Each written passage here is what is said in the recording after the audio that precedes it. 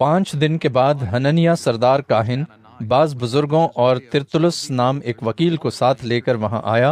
اور انہوں نے حاکم کے سامنے پولس کے خلاف فریاد کی۔ جب وہ بلایا گیا تو ترتلس الزام لگا کر کہنے لگا کہ اے فیلکس بہادر، چونکہ تیرے وسیلے سے ہم بڑے امن میں ہیں اور تیری دور اندیشی سے اس قوم کے فائدے کے لیے خرابیوں کی اصلاح ہوتی ہے، ہم ہر طرح اور ہر جگہ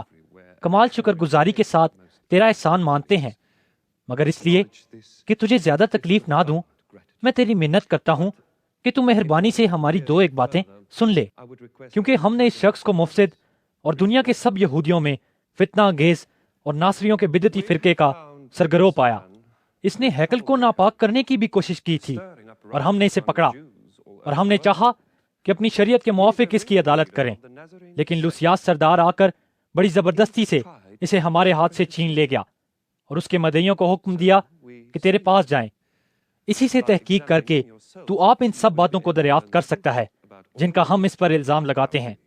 اور یہودیوں نے بھی اس دعوے میں متفق ہو کر کہا کہ یہ باتیں اسی طرح ہیں۔ جب حاکم نے پولس کو بولنے کا اشارہ کیا تو اس نے جواب دیا، چونکہ میں جانتا ہوں کہ تو بہت برسوں سے اس قوم کی عدالت کرتا ہے، اس لیے میں خاطر جمعی سے اپنا عذر بیان کرتا ہوں۔ تو دریافت کر سکتا ہے کہ 12 دن سے زیادہ نہیں ہوئے کہ میں یروشلم میں عبادت کرنے گیا تھا، اور انہوں نے مجھے نہ ہیکل میں کسی کے ساتھ بحث کرتے یا لوگوں میں فساد اٹھاتے پایا،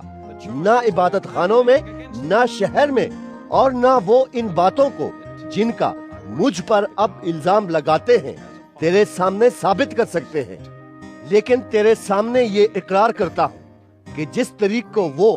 بدعت کہتے ہیں اسی کے مطابق میں اپنے باپ دادا کے خدا کی عبادت کرتا ہوں، اور جو کچھ توریت اور نبیوں کے صحیفوں میں لکھا ہے اس سب پر میرا ایمان ہے، اور خدا سے اسی بات کی امید رکھتا ہوں جس کے وہ خود بھی منتظر ہیں کہ راست بازوں اور ناراستوں دونوں کی قیامت ہوگی۔ اسی لیے میں خود بھی کوشش میں رہتا ہوں کہ خدا اور آدمیوں کے باب میں میرا دل مجھے کبھی ملامت نہ کرے۔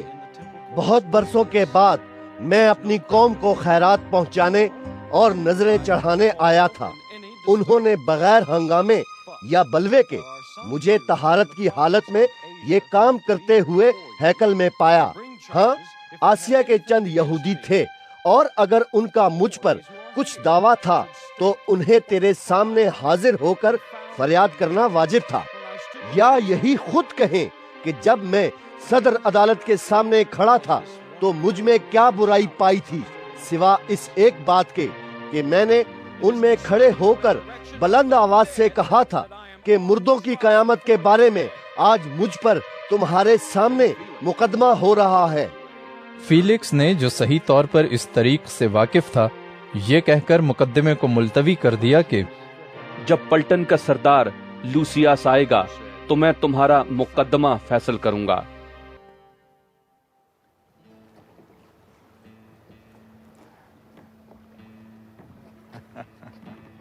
اور صوبیدار کو حکم دیا کہ اس کو قید تو رکھ، مگر آرام سے رکھنا، اور اس کے دوستوں میں سے کسی کو اس کی خدمت کرنے سے منع نہ کرنا۔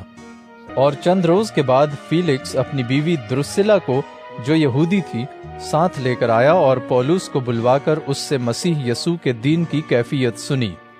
اور جب وہ راست بازی اور پرہیزگاری اور آئندہ عدالت کا بیان کر رہا تھا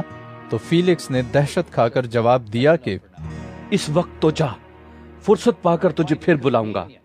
اسے پولس سے کچھ روپے ملنے کی امید بھی تھی، اس لیے اسے اور بھی بلا بلا کر اس کے ساتھ گفتگو کیا کرتا تھا۔ لیکن جب 2 برس گزر گئے تو پرکیوس فیستس فیلکس کی جگہ مقرر ہوا، اور فیلکس یہودیوں کو اپنا احسان مند کرنے کی غرض سے پولس کو قید ہی میں چھوڑ گیا۔